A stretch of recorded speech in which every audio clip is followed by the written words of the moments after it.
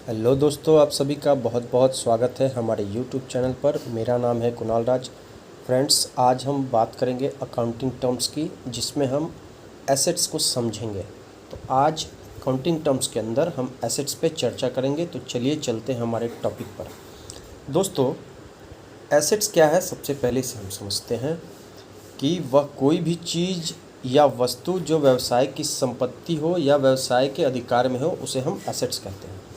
कि वो कोई भी चीज़ जो व्यवसाय की संपत्ति हो या व्यवसाय के अधिकार में हो, उसे हम एसेट्स कहेंगे। यानी कि कोई भी चीज़ जो व्यवसाय की प्रॉपर्टी हो या व्यवसाय के अधिकार में हो, उसे हम एसेट्स कहते हैं।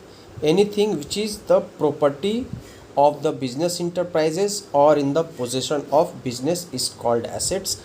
उसे हम एसेट्स कहते हैं, वो व्यवसाय का एसेट्स माना जाएगा। दोस्तों, एसेट्स के अंदर हमने अगर किसी को उधार पे माल बेचा है और उससे हमें कोई राशि लेनी है, तो वो भी हम उसे एसेट्स के रूप में कंसीडर करेंगे। तो जिसको हमने उधार पे माल बेचा है, तो उसे हम डेटर्स कहते हैं।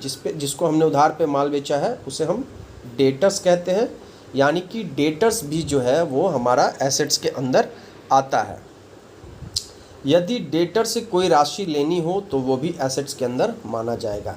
यानी जिसको हमने उधार पे माल बेचा है और उसने अभी तक भुगतान नहीं किया है, तो वह व्यक्ति जिसको हमने उधार पर माल बेचा है, वह भी हमारा एसेट्स माना जाएगा।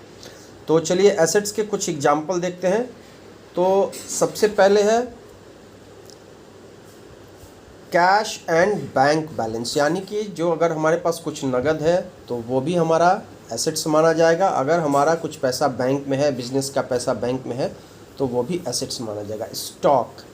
Stock, furniture, machinery, land and building, bills receivables, ये सब जो है वो एसेट्स माने जाएंगे। तो चलिए आगे देखते हैं। अब हम आगे बात करेंगे क्लासिफिकेशंस ऑफ एसेट्स की। Classifications of assets. फ्रेंड्स, आइए तो अब बात करते हैं क्लासिफिकेशन ऑफ एसेट्स की। दोस्तों, क्लासिफिकेशन ऑफ एसेट्स हेड के अंदर आज हम लोग फिक्स्ड एसेट्स और करंट एसेट्स की बात करेंगे। तो चलिए टॉपिक को स्टार्ट करते हैं। फिक्स्ड एसेट्स यानी कि अस्थाई परिसंपत्तियां। दोस्तों, फिक्स्ड एसेट्स वो होती हैं जो व्यवसाय में वस्तुओं और सेवाओं के उत्पादन में प्रयोग की जाती हैं। फिक्स्ड एसेट्स वो संपत्तियां होती हैं जो व्यवसाय में वस्तुओं और सेवाओं के उत्पादन में प्रयोग की जाती हैं। यानी कि वैसे एसेट्स जिनको हम व्यापार में कंटिन्यू यूज़ करते हैं for the purpose of production goods and rendering services. देखिए, held for use in the business for the purpose of producing goods और सर्विसेज। यानी कि फिक्स्ड एसेट्स को बिजनेस में कंटिन्यूड बेसिस पर यूज किया जाता है गुड्स को प्रोड्यूस करने के लिए या सर्विस को रेंडर करने में ये हमें सहयोग करती हैं। और दोस्तों, फिर देखते हैं कि जो फिक्स्ड एसेट्स होता है वो रीसेल के लिए नहीं होता है। Fixed assets are not held for resale, मतलब कि बेचने के लिए नहीं होती हैं। फिक्स्ड एसेट्स को व्यवसाय में वस्तुओं के उत्पादन या सेवाओं को प्रदान करने के लिए यूज़ किया जाता है, वो फिक्स्ड एसेट्स होती हैं। फिक्स्ड एसेट्स के अंदर क्या क्या आते हैं, आइए देखते हैं। फिक्स्ड एसेट्स के अंदर land and building, plant and machinery, motor vehicles, furniture, ये सारे जो है वो फिक्स्ड एसेट्स थे। क्या है? Fixed assets.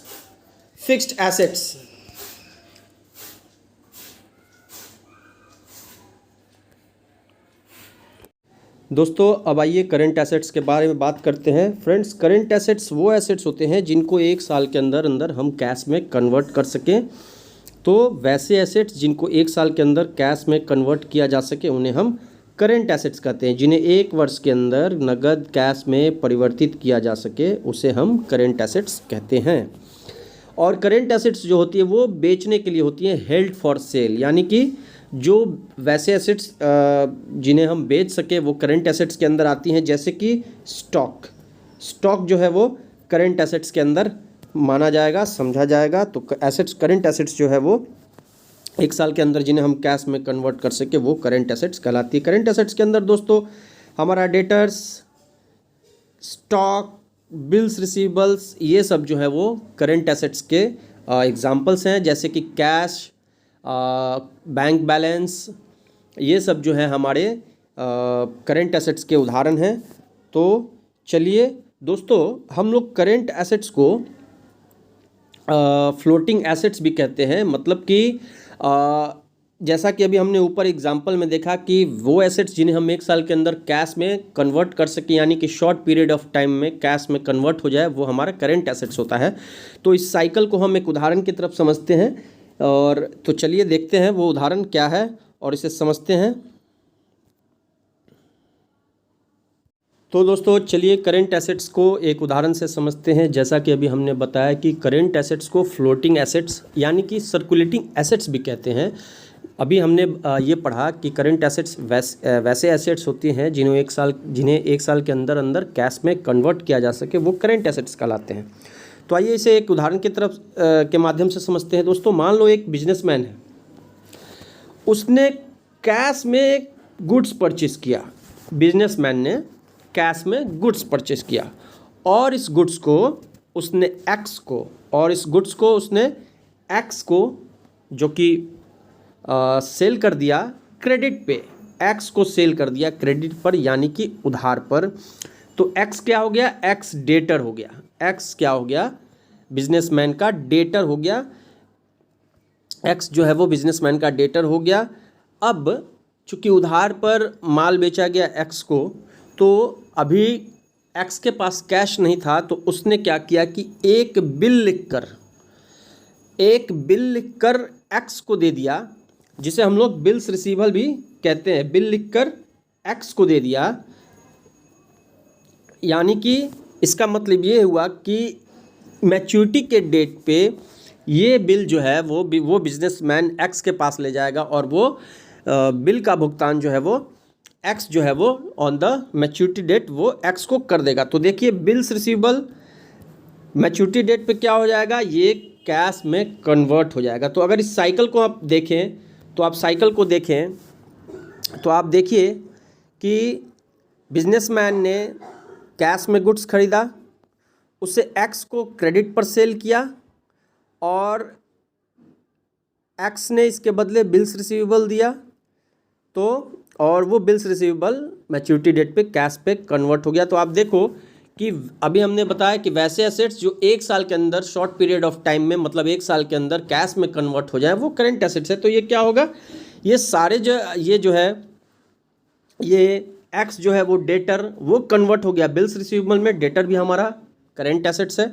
Bills receivable is also current assets and bills receivable gets converted into cash within 1 year of time. तो यहाँ देखो, यहाँ पे कैश में था और ये जो है कैश, फिर क्या हुआ? फिर कैश जो है वो कैश में कन्वर्ट हो गया। तो ये था सर्कुलेटिंग एसेट्स यानी कि करंट एसेट्स का उदाहरण। तो दोस्तों आज इस वीडियो को यहीं तक रखते हैं। अगर आपको वीडियो अच्छा लगा तो कमेंट बॉक्स में लिखकर बताएं।